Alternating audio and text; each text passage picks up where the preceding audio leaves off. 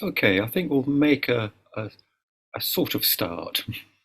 So, welcome to the Buddhist Society. This is the basic meditation session on Thursday evenings. Here in London, it's 6:30 in the evening, but wherever you're logging on from in the world, a very warm welcome to you.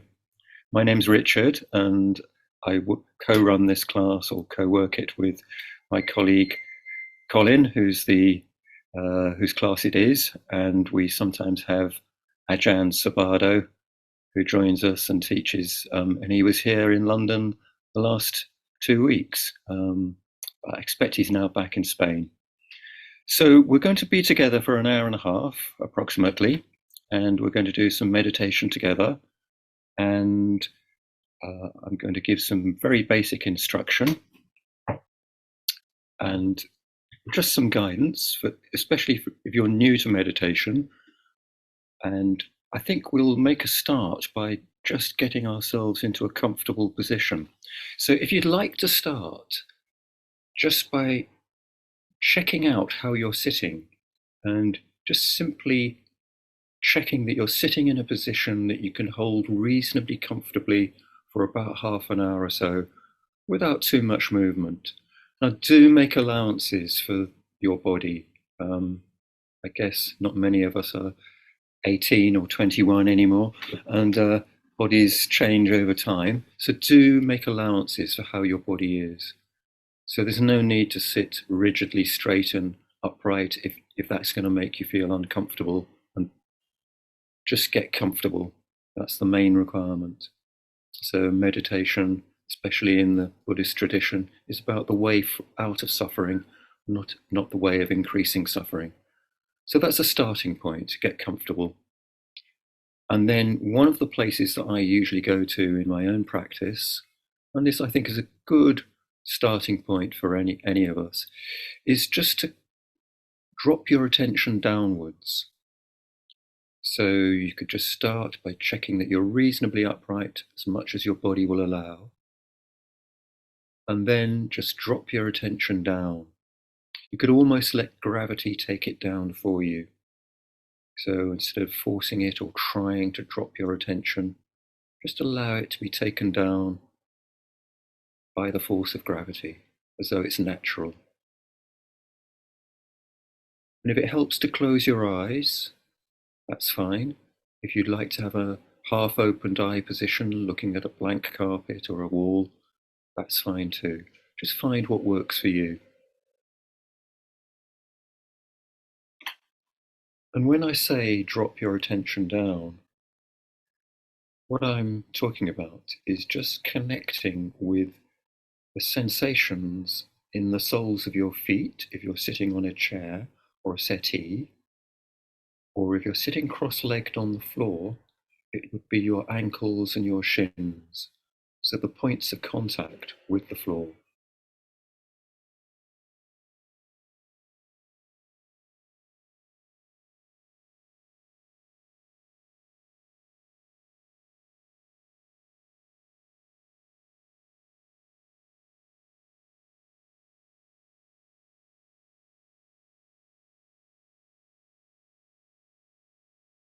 Just really take your time about this.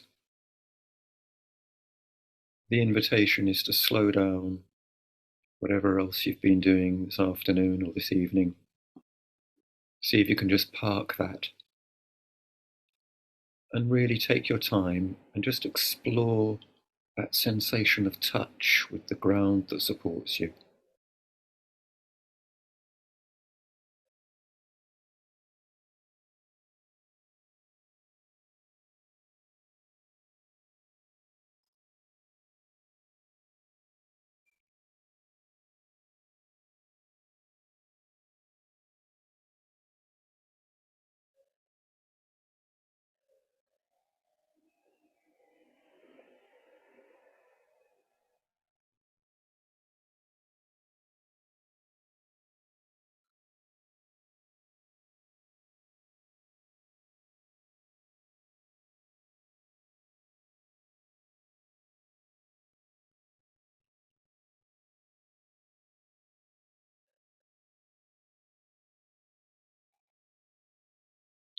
So, welcome if you've just joined us.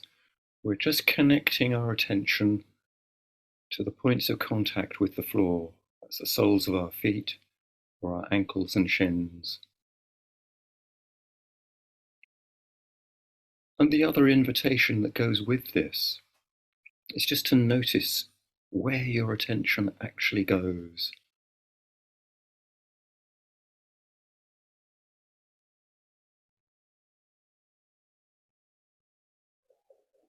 So there's the sensation of touch. There's the thought about the sensation of touch. And there's possibly thinking about all sorts of things. And there's possibly visualization of you sitting in your room. So the invitation is just to notice exactly where your attention is going. Right from the word go, we're not concentrating, but we are trying to just precisely locate where our attention has gone.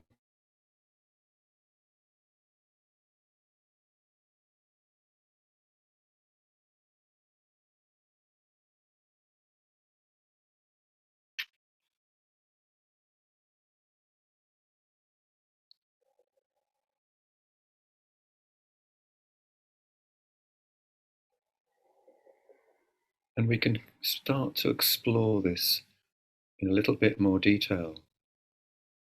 So if you're working with the soles of your feet, see if you can feel the big toes of your right and left foot.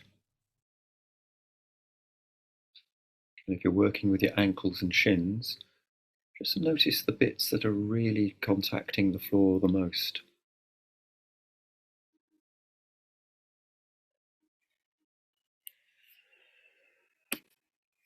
So welcome if you've just joined us. We're just exploring the sensation of touch on the floor with our ankles and shins or with the soles of our feet.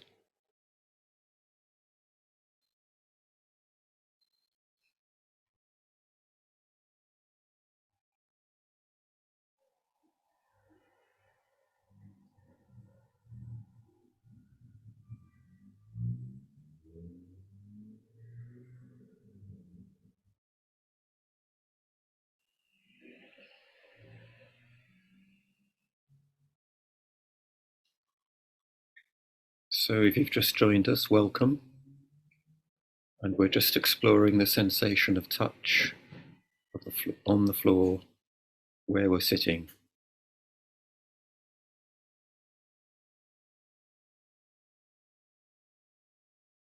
So we're just noticing.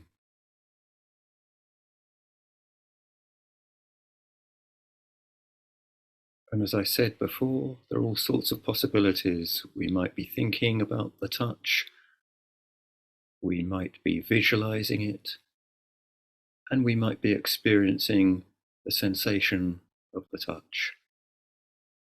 And it might be a mixture of all of those. So see if you can just locate where your attention has actually gone.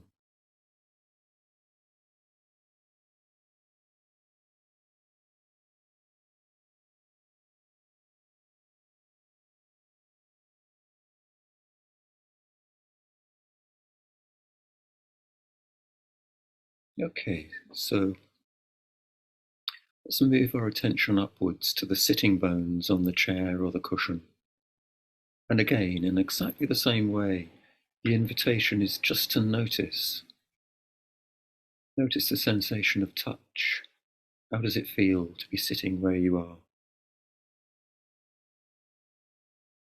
Contact with the cushion or the chair.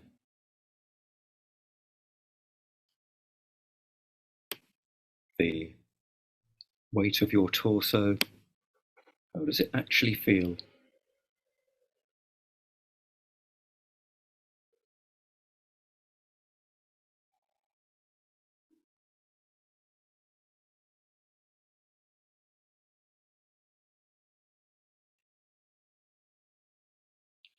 And again, there are two encouragements. One is to slow down, take your time, and the other one is to notice precisely where your attention has gone.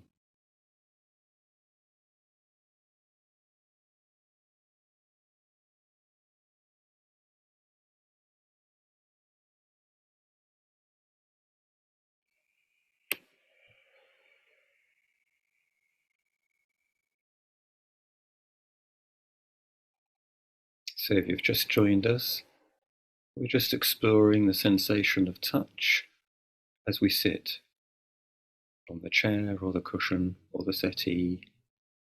What does it feel like?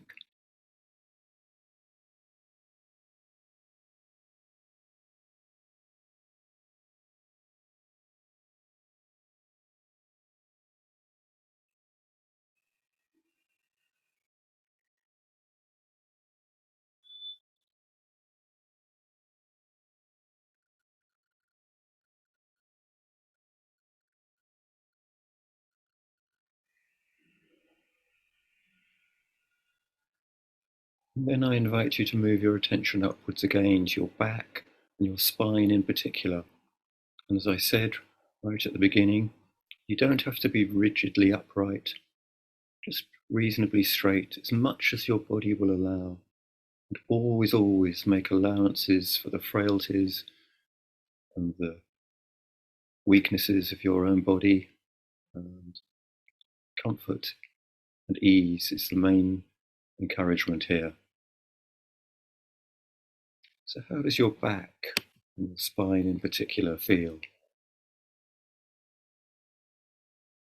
So there may be the contact with the back of the chair or the settee.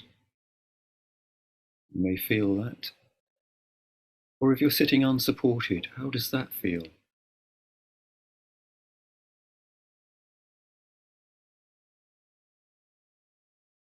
So just exploring the sensations in your back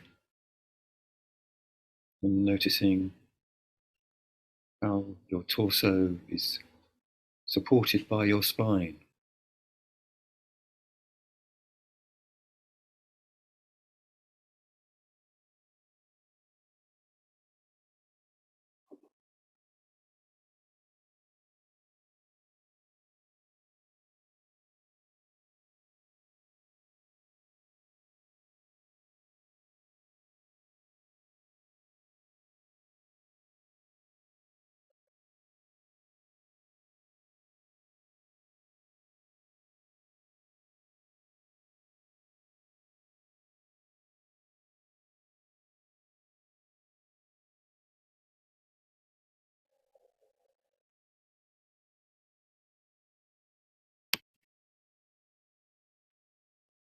So moving upwards again to the neck and the head.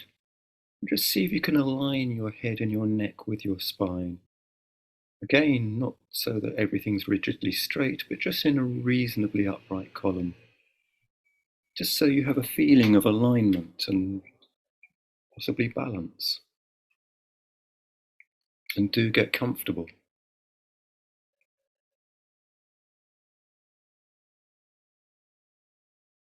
And just feel the sensations in the top of the back, the neck area. Just feel what's going on there. And again, just notice where your attention goes.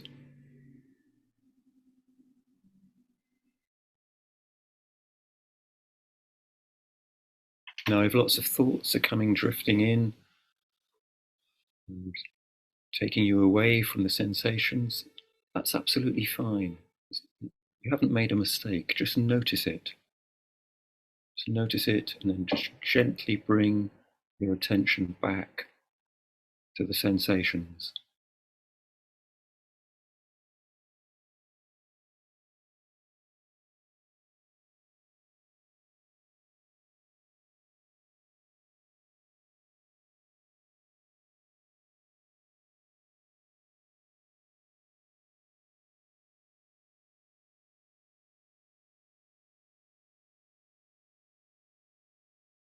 And as we sit here, just exploring the sensations in the body, see if you can get a sense of being balanced.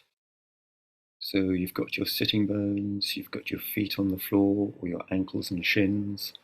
So you've got a stable position. And just see if you can get a sense of just being really stable and balanced, aligned with your spine and with your neck, possibly your spine with your pelvis, so that everything's in a reasonably balanced upright column. And above all, keep comfortable as much as your body will allow.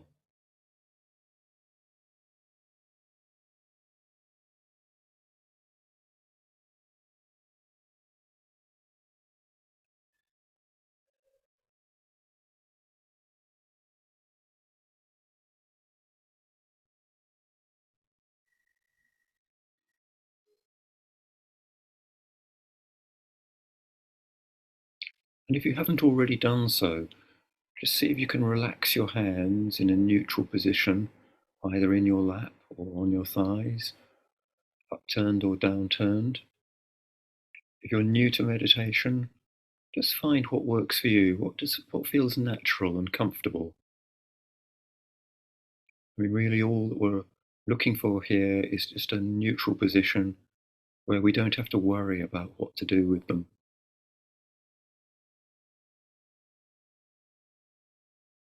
And take your time over this if you want to experiment a bit and see what feels more comfortable for you, what feels easiest.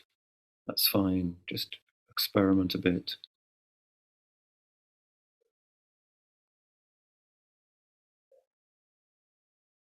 And again, you can experiment with a closed eye position or a half opened eye position. See what works for you.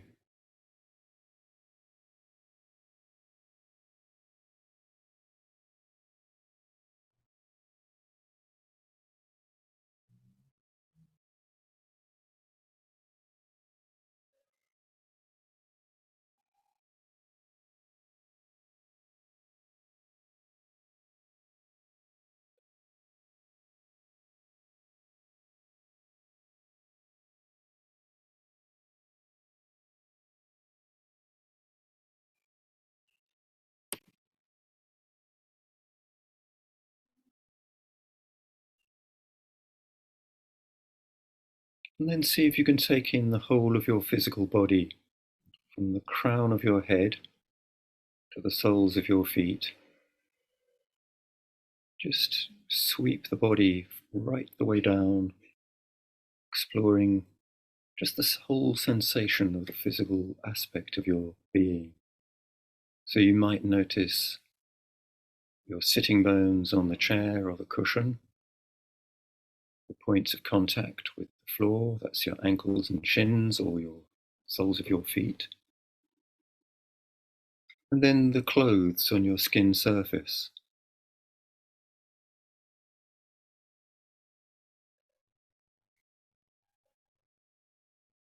The air on your hands and your face. So just noticing the whole of your physical body. And take your time with this. Just get a real sense of just sitting.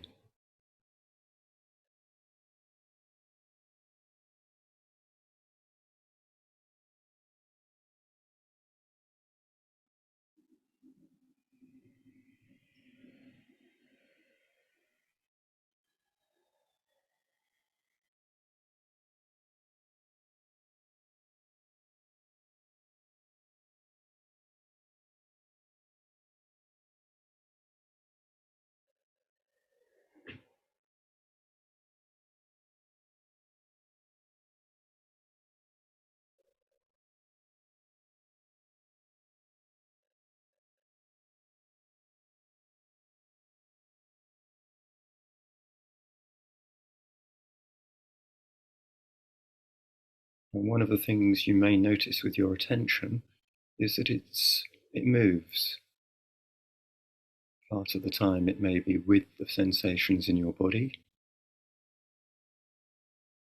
and at times other things may come in. Thoughts, distractions, noises outside. So the invitation is just to notice that.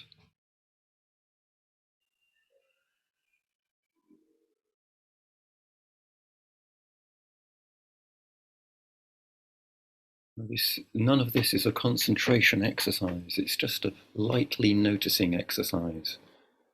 Just, just being aware of what's going on.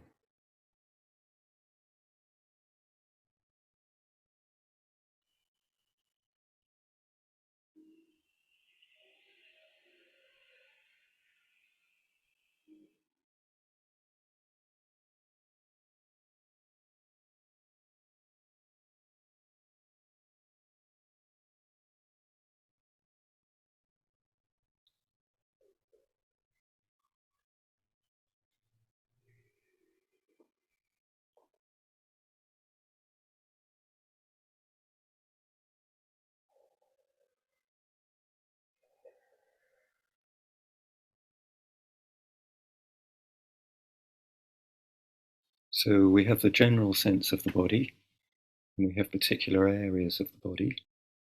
And so now we come to use one of those areas to help us. So the invitation now is just to connect with the movement caused by the breath. So breath is always used traditionally in Buddhist meditation practice. And one way in is just to connect, as we've been doing, with the sensation of the breath. So if you bring your attention to perhaps the chest area or the abdomen, and just see if you can pick up the movement caused by the breath. So just keeping it absolutely normal and natural, not taking in any special breaths, just connecting with what it already is going on, natural rhythm.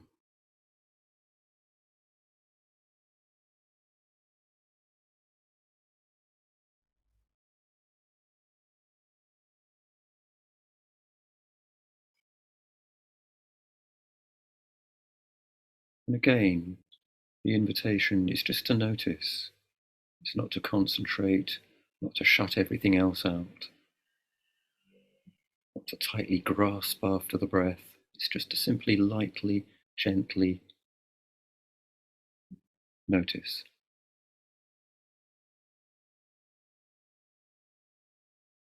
And at this point, you can always bring into your practice an element of kindness and compassion. So we notice with compassion. The invitation, the encouragement is to notice with kindness. So when our attention moves, when our mind wanders, which is natural and normal, we simply notice that with kindness and understanding, and then just gently reorientate our attention back to the sensation of the movement caused by the breath.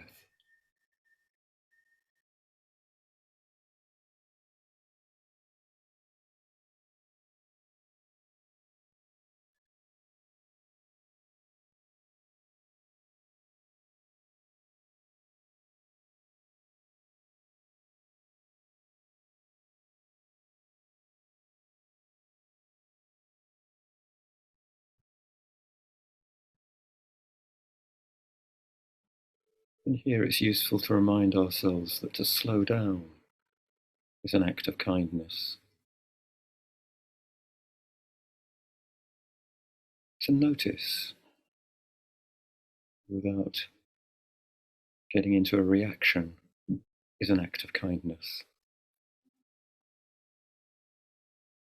To give ourselves this time is an act of kindness.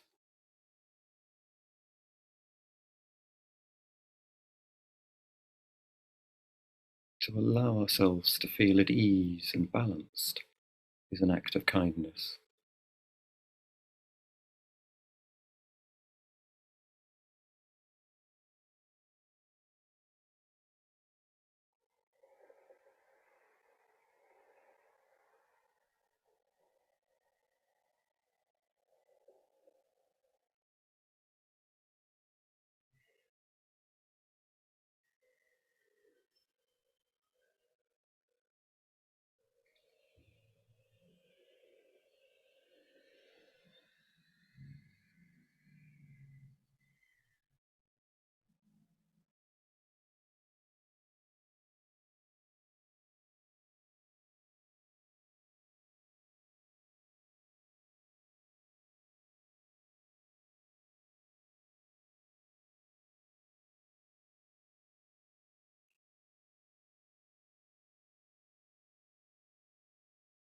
So again, the invitation is just to notice precisely where your attention goes. There's the body, there's the breath, there's the sensations, and there's thoughts, there's distractions, there's feelings, all sorts of things may come.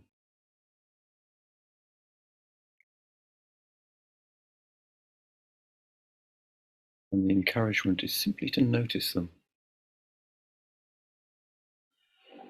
keeping the breath central as our anchor.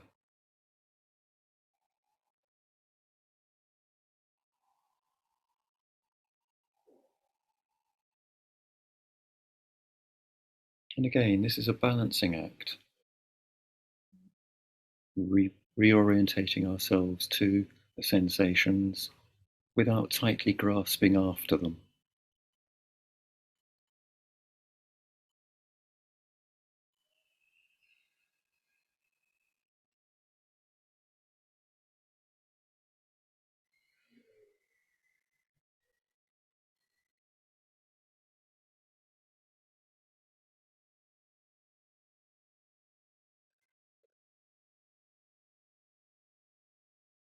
So where is the breath now?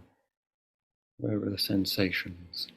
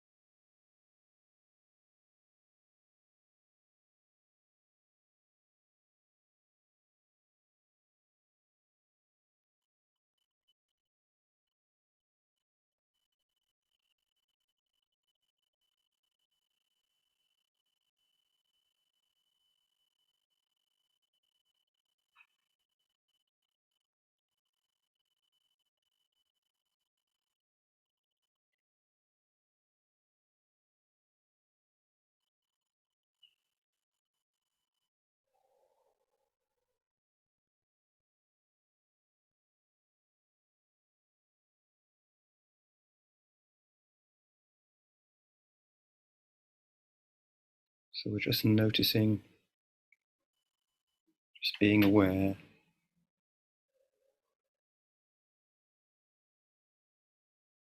and keeping the breath central.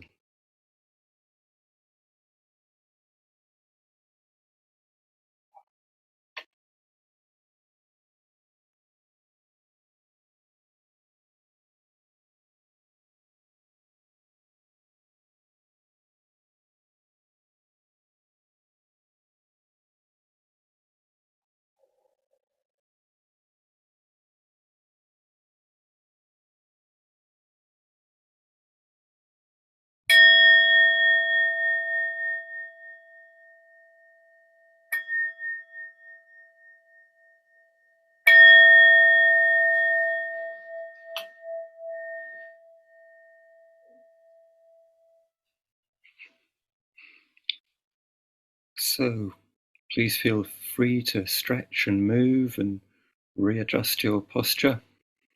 That's right. Take some time if you need to stand up and actually stretch. Just get really loose again.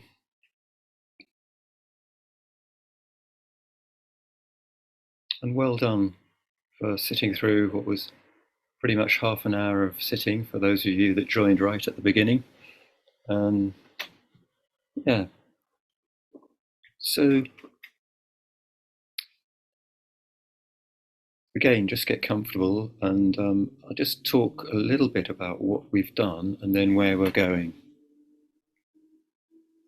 So, as usual, in, um, in parallel with my colleagues on this class, uh, we start with a body scan. So we work with sensations in the body. And of course, the reason for doing that is simply that if your attention is located on the sensations in the body, then it's pretty much going to be in the present moment. And a lot of meditation is about learning to be in the present. And the body is one way into doing that. And it's a very good way, and has a long tradition behind it. So we use the body sensations, and you can sweep the body. They call it sweeping the body, scanning the body, in a number of ways.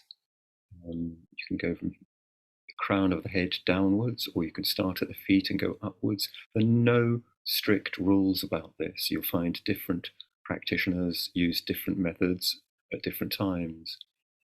I like to start myself personally with the feet because I spend a lot of time thinking, and although thinking is a wonderful human activity, and most of us spend a lot of time thinking, if you go to the soles of the feet, they're the furthest away from your body, in the body from your head where you think. So I like to start with the feet, get right away from my brain, and just explore those sensations right at the furthest extremity. But there's no strict rules about this. You're absolutely welcome to experiment and see what works for you. And then the other thing that we did was just from a moment or two, we paid precise attention to parts of our body, like the toes, big toe. And now you can spend a lot of time working like this. So scanning the body and exploring sensations, you can actually break it down into sort of like big toe on the right foot, big toe on the left foot, little toe, etc. And you can go into precise detail. And it's very interesting to notice what happens to your whole system when you do that. I invite you, when I've stopped talking for a minute or two, is just to notice how you are right now in your bodies. Perhaps we'll do that right now. Just notice, without going into a formal meditation. Just how are you feeling now?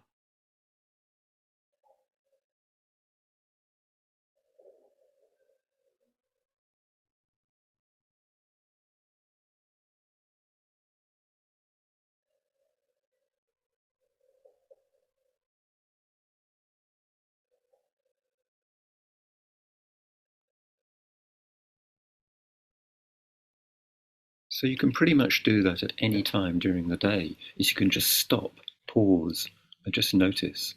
So you don't have to be sitting in formal meditation to have a noticing practice. And paying precise attention to particular parts of the body really does break the thinking habit. The neuroscientists tell us that we have something like 50,000 thoughts a day on average. And some of us a lot more. And so that's a lot of time thinking. Most of it's nonsense in my case. And locating your attention in part of the body breaks the cycle of thoughts. So that's one of the points about that particular practice. It just calms the whole system down. The other thing I wanted to mention tonight, and this is perhaps where I want to sort of make a particular point in tonight's session, is this teaching about balance. Now, when we sit in meditation, the traditional posture is, you see the Buddha Rupa, the image of the Buddha, or the statue of the Buddha. He'll be sitting cross-legged on the floor in a lotus position with his legs. And it's a very stable position. It's a very stable posture. And it's very balanced. Now, many of us can't actually get into a lotus or even a half lotus, and that's absolutely fine. We must make allowances for our bodies. But the point is that we can still be stable in how we sit. So there's this balanced posture, grounded, stable. And you'll remember that we spent quite a bit of time right at the beginning locating our attention in the points of contact with the ground. Now that provides stability, and stability gives us balance. And that's really important when we come to work with what's going on in our minds and emotionally. Balance is really important, and we can begin to work with that when we set our bodies into a balanced posture. So that's really an important point to make. You will know, some of you who've been around in the Buddhist world for a while will know the teachings on equanimity. And I think that's really what I want to emphasize this evening in our practice. Right from the word go in meditation practice, we can start to begin to bring in elements of a sense of equanimity. And what am I talking about here? Well, I'm really talking about balance. And the physical body being balanced is one way in. Now, you'll remember in that half an hour sit, as we moved on and we started to work with the breath, all sorts of things can happen. A lot of thoughts can start to come in, especially when we move from sort of gross sensations like the contact of our feet or our sitting bones or our back. When we start to work with more subtle sensations, then it gives space for lots of different distractions to come in. And we start to think. Thoughts drift in. There are noises outside in the street or someone else's house next door or a room next door. And these sets off chains of thoughts, or they just emerge from within. And one way of dealing with these is to remind ourselves that we don't actually have to take much notice of them. So here, there's a calling for balance. So equanimity is not about withdrawal. It's much more subtle than that. It's just a balanced engagement with all the aspects of life. You'll know that in the teachings of the Buddha, there are what he calls the four immeasurables, or the Brahma Viharas, of loving kindness, metta, compassion, sympathetic joy, and equanimity. And equanimity is the one that balances the others. So if kindness, compassion, and sympathetic joy are about opening the heart, being kind to ourselves and to others, feeling compassion for ourselves and others, allowing ourselves to feel joy in our lives and that have joy for other people's good fortune. Those Brahma Viharas, those immeasurable qualities, are about the opening of the heart. Equanimity is the one that balances those. It's about opening to the whole of life with sort of composure, ease of mind. So we accept the beautiful things in life and the terrifying things in life equally. We know that we cannot control all aspects of life, and we are at ease with that. This is the way things are. So equanimity embraces the loved and the unloved, both in ourselves and in other people.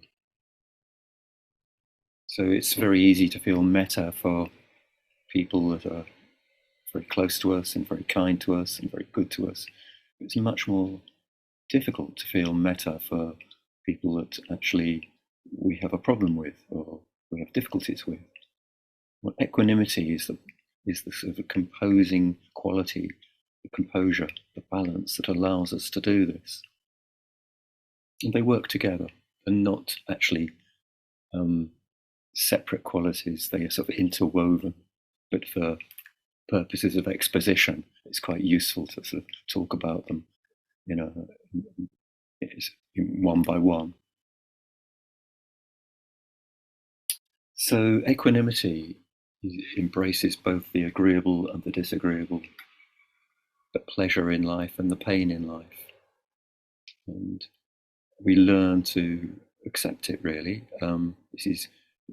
There are some aspects of life we cannot control. What we can control is our reactions. So, and this is what we're learning to do in meditation.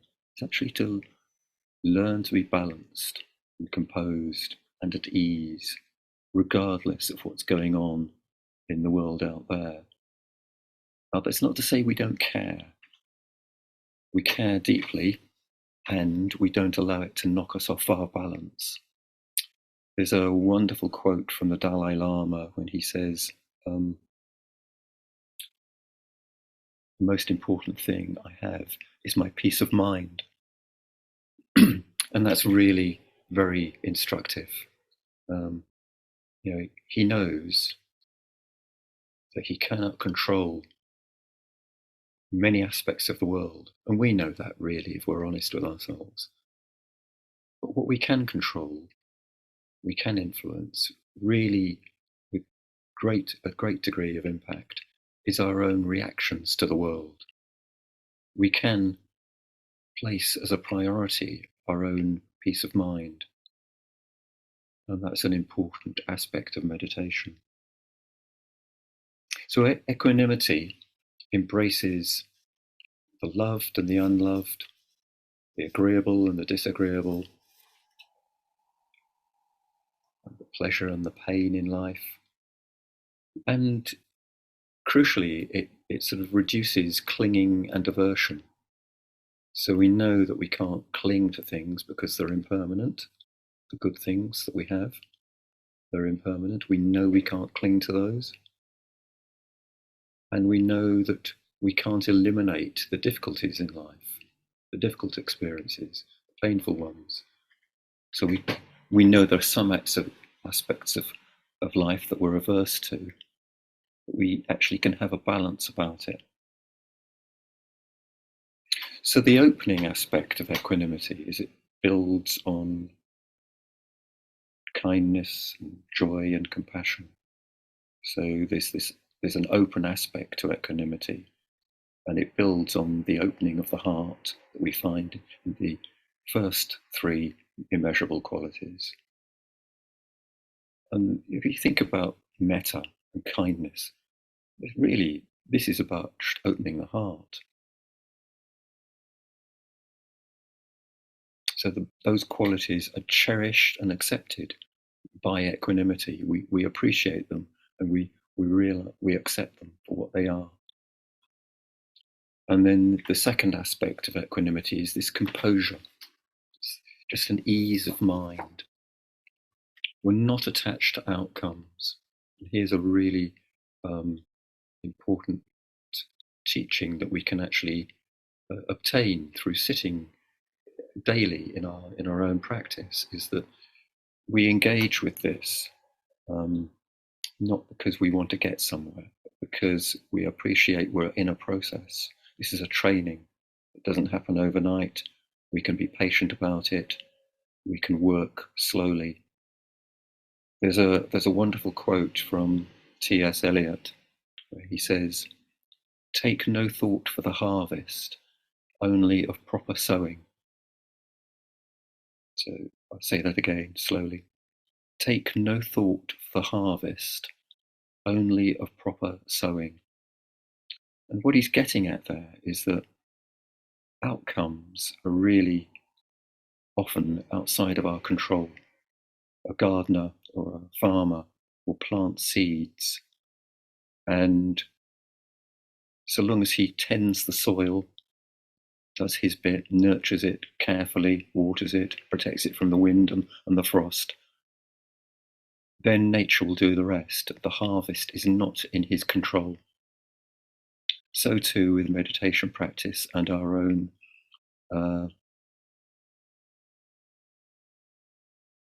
process with moving towards a more peaceful state of mind. We can't dictate the outcomes, the harvest, but we can pay proper attention to proper sowing, how we walk inch by inch, step by step, moment by moment. Meditation practice, session by session, and in our daily lives, moment by moment. So that's a sort of a really important point. I think T.S. Eliot was actually a closet Buddhist, especially when he said that. I think he's pointing to equanimity.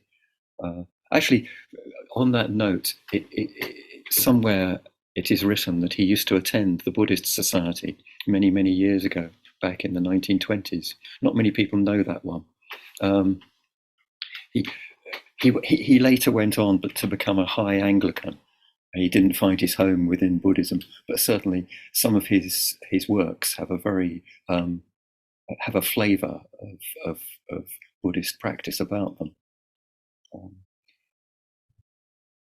so going back to equanimity, rather than getting lost with T.S. Eliot, yeah, I think what I would say, just to summarise that little piece, was it embraces the events of life rather than seeking to control them.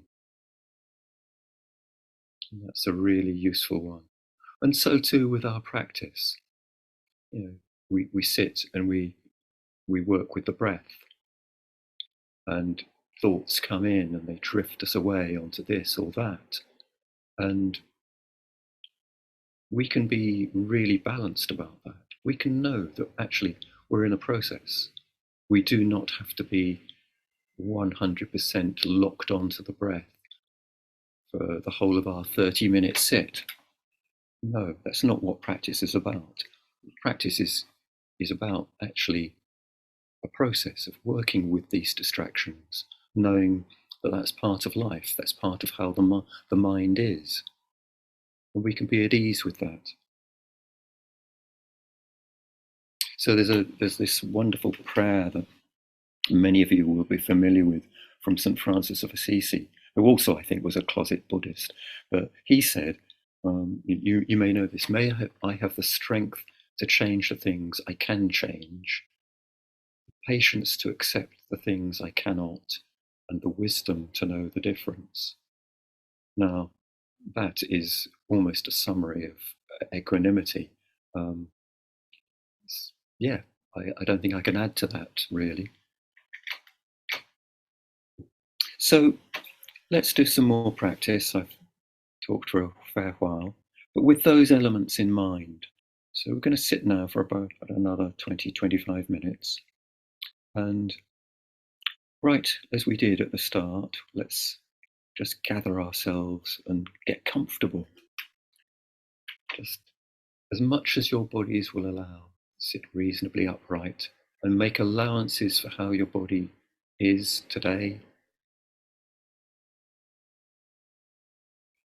Just get comfortable and have a feeling of being stable and balanced.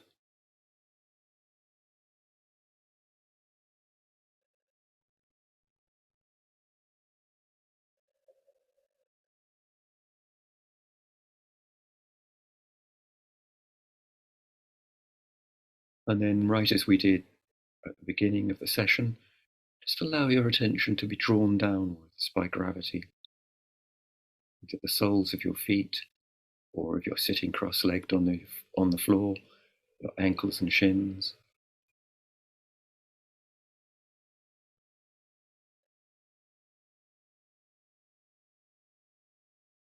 And just get a sense of the touch, the contact with the floor.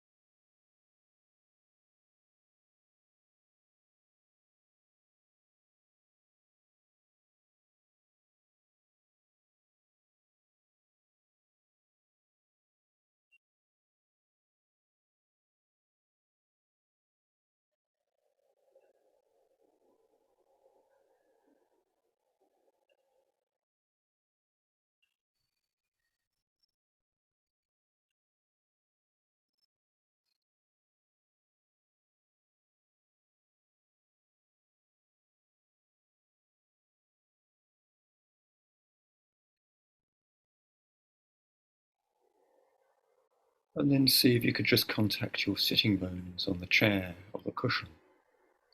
And again, just get a sense of being stable and balanced and at ease.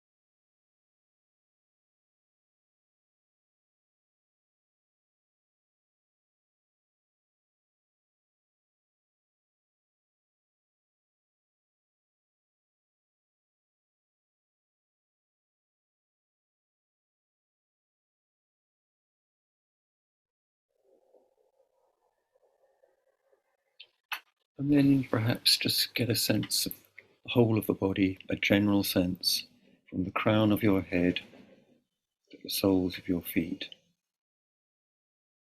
Just feel the clothes on your skin surface and the air on your hands and your face.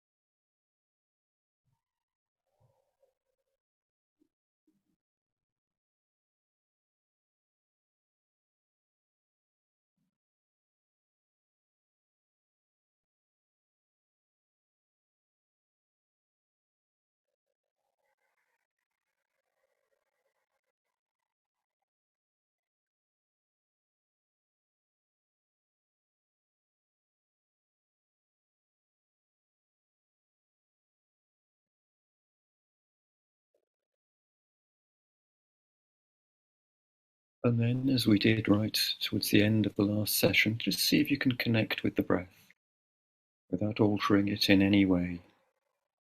See if you can pick up the sensation of the movement caused by the breath. So usually in the chest area or the abdomen, or perhaps at the rim of the nostrils, or just a general sense of breathing.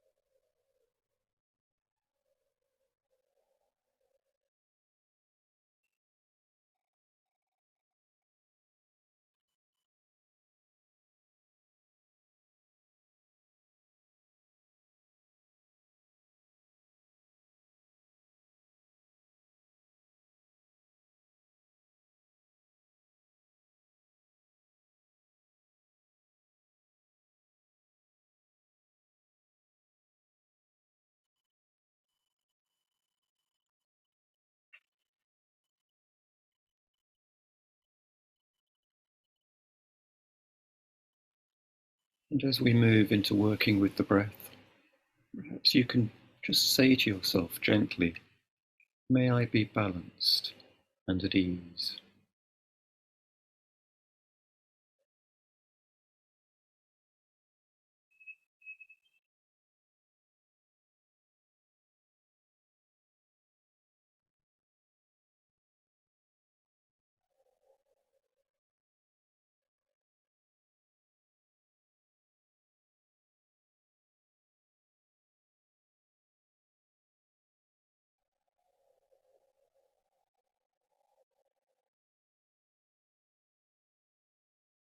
May I be undisturbed by the comings and goings of the events of the world.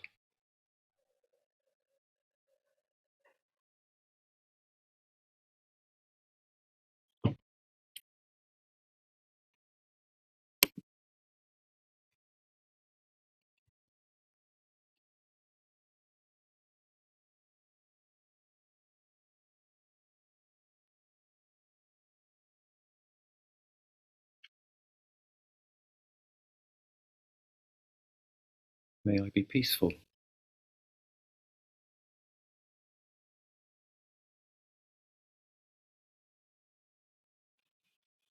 And so I invite you to come back to the breath, and I'll repeat those phrases to you again in a few minutes.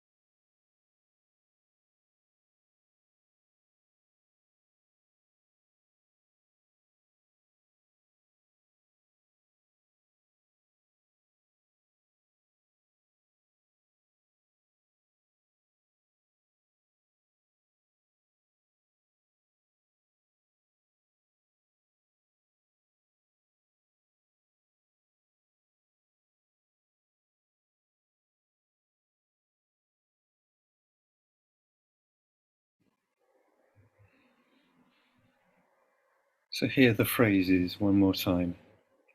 May I be balanced and at ease.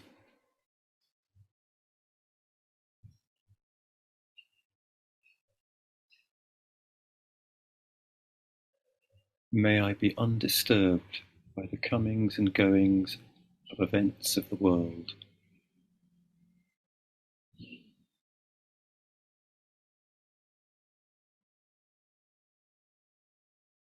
May I be peaceful.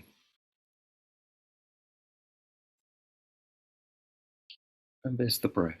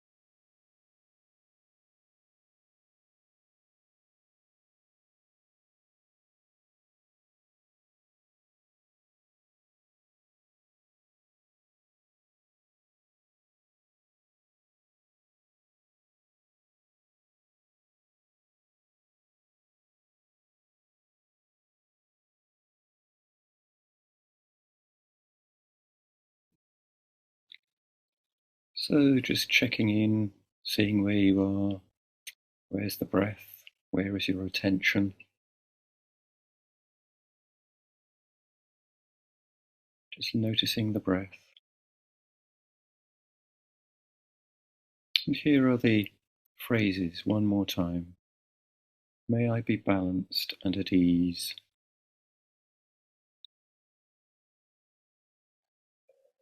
May I be undisturbed by the comings and goings of events of the world.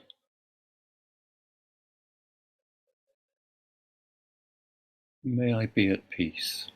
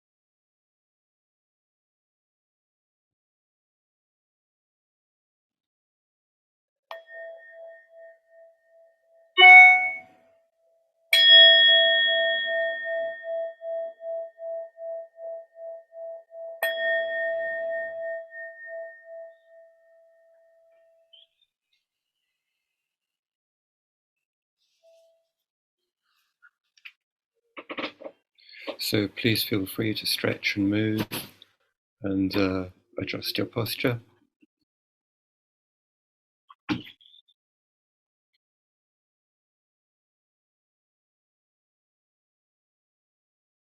And again, to get comfortable.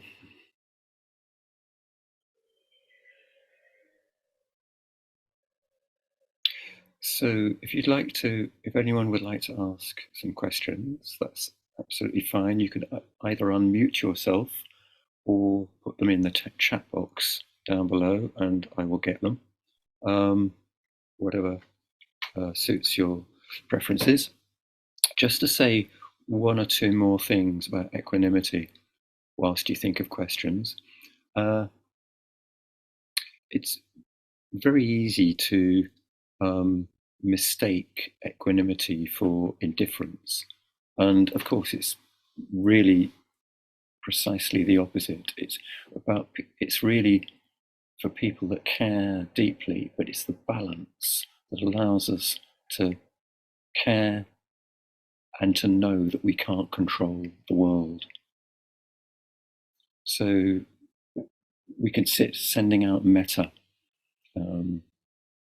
dedicatedly day after day after day, and it's very easy to get into the state where we think, well, why isn't that person I'm sending metta to? Why haven't they become happy yet? And of course, equanimity is what allows us to balance our intentions to wish happiness to someone and realize that actually we can't control the world. There's this little bit of it, our intention, that we can control. But the rest of the world is actually, we have to have the humility to accept that we impact the world with our intentions. We can't control the outcomes.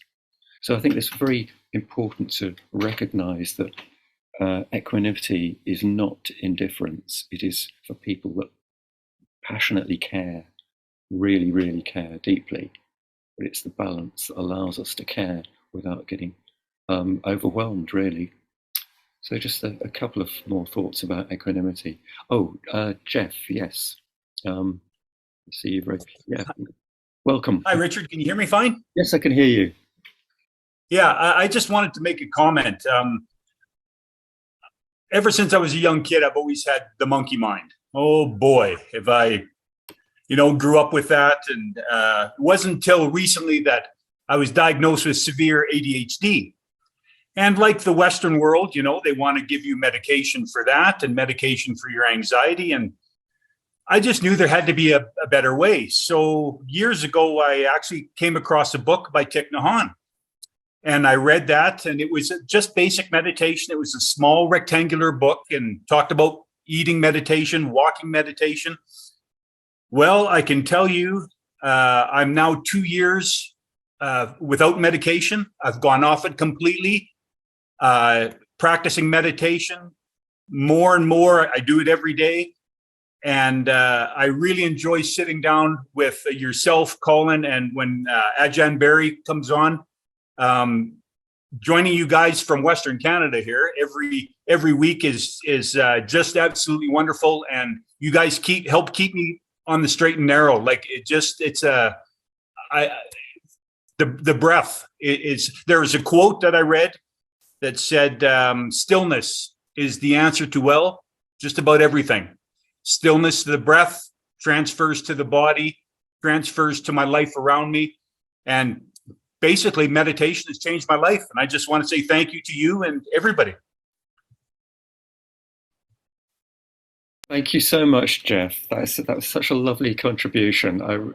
That really warmed my heart. And just for those of you who don't know, ADHD is attention deficit disorder. I think that's right. Yep. And I would try. I have a tendency to try and reframe these things and not calling it a disorder, rather calling it a really human response to try and cope with the circumstances of your life. And it's utterly understandable. And just that. But that's a really beautiful comment on the power of meditation. And for those of you that heard it, there's a teaching in that in itself. I really don't need to add very much to that. And thank you so much, Jeff, for logging on from Canada so regularly. You're very welcome. It makes us an international group. There's something in the chat from Mark. Okay. Meditation seems to create some distance, some disconnect between thoughts and feelings, a calming, tranquilizing effect. I'm worried sometimes that this will change me into some kind of flatline, tranquilized person. Any comments? That's a really good question, Mark. So thank you for that. I'll just read it out again slowly because there's a lot in that.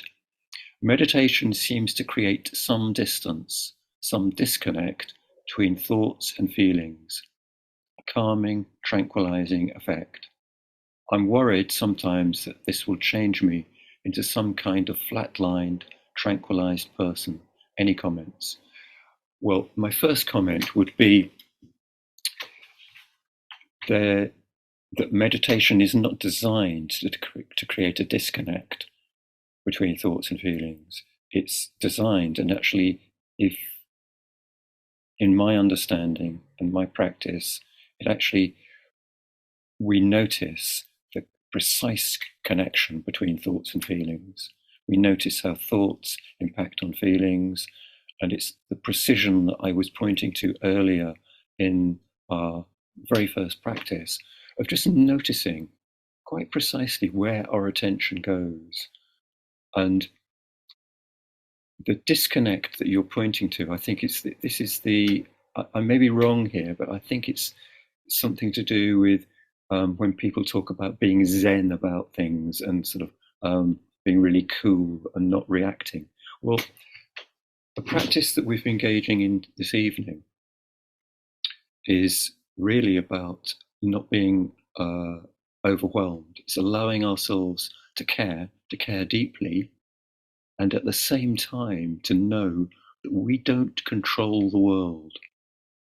Now, it enables, as far as I understand, people to operate calmly, coolly, and effectively in the world without overwhelm, without a sense of this is all too much, because we know that we don't actually control the outcomes. We can do our bit, and that's very important, and that's what we are called to do, but we don't actually control the outcomes. That's not within our remit. Now, my sense is that meditation actually enables people to live more fully and more freely by precisely knowing how thoughts and feelings interact within them, and not being really slave to the endless sequence of thoughts that we have. Feelings are really important, and meditation is not designed to disregard feelings or to disconnect them from ourselves. You know, the practices we've been engaging in this evening are designed to help you notice more closely the feelings that are going on, rather than denying them or pushing them away. It's actually allowing you to feel the feelings more fully, to be more alive to them. So many of the feelings we have, we're not comfortable with. We don't want to go there. We actually push them down, push them away, or we grab onto them and locate our whole identity with them. And meditation, as I understand it, is designed to actually allow us to feel them, but without being overwhelmed by them. I hope that goes some way to answering the questions within your comment. I think that's a really good question, and I will dwell on it some more, and perhaps in another session that I lead, I will address it more fully. I'll actually, that's a really good question. I might pass it on to Colin and to Barry to have a look at as well. But lovely question, so thank you very much for that. Anyone else with anything else? Yeah, I mean, just to say that, Meg, yes, over to you. There seems to be something different between being calm and being tranquilized, because Mark said tranquilized, almost as if something has happened to him that he can't control. It sounds a bit almost sinister. but maybe he didn't mean that. But this isn't a very helpful comment, but they seem like two different things. Like being calm's good, but being tranquilized isn't. It sounds like you've been put out of action somehow by it, which can't be the case, I hope. Yeah, I think. I'm not quite sure what Mark meant. I mean, perhaps he could clarify that. But yes, I agree with you, Meg. Calm and tranquilized are not the same thing. And yes, that's very. You're very right to pick up on that. But the thing is that we are in complete control of ourselves. Yeah. I think when we're meditating. Yes. Unless we've taken some kind of drug or something, which wouldn't be very sensible. Yes. Or meditating. Yeah, I mean, I think you're right in pointing the tranquilized sense of sort of like a zoned out of. I mean, flat-lined was the other expression he used, and meditation is really about being fully alive, fully present with whatever's going on. Well, I think it's good if he's feeling calm. Very good. Yes, absolutely. Yeah. No, thank you, Meg. Thank you for that. Yes. Yeah. I mean, there's a sort of like almost a put down that people have, isn't it? By saying, "Oh, you're so zen about that." It's a sort of like a, I think people have there's a sort of common myth that meditators aren't human because they don't react like all the other humans, which is, so what I would say is that meditation is a training to respond rather than react, and there's the difference. So we care deeply and we can respond to that care. We're not reacting, without our intentions being present. Glyn raised a hand. Go on, Glyn. Good evening, Richard. Good evening. During meditation, should we try to a certain extent to eliminate thoughts from the mind, or when they consciously arise, we return to the breath, but should we consciously attempt to, shall we say, eliminate thoughts from the mind? Okay, thank you, Glyn. That's a great question, and it's often asked in this class. The answer is quite categorically no. So in the basic instructions that I was offering right in the very first sit that we did, the invitation was to lightly notice. And when you notice that you've drifted, just gently return. And there's no element of elimination. So it's not about shutting out thoughts, getting away from them, suppressing them, beating them down. It really is about just noticing them. And the crucial thing here is, and this is one of the things that is quite, it's a very useful question, so thank you for raising it. But one of the things is that if you have the backdrop of the breath or the sensation in the body, it's like this blank wall behind me. It's a neutral screen against which you can see the movements of the mind. It's like the screen, a projector throwing a film onto it. You can see the movements of the mind against this screen.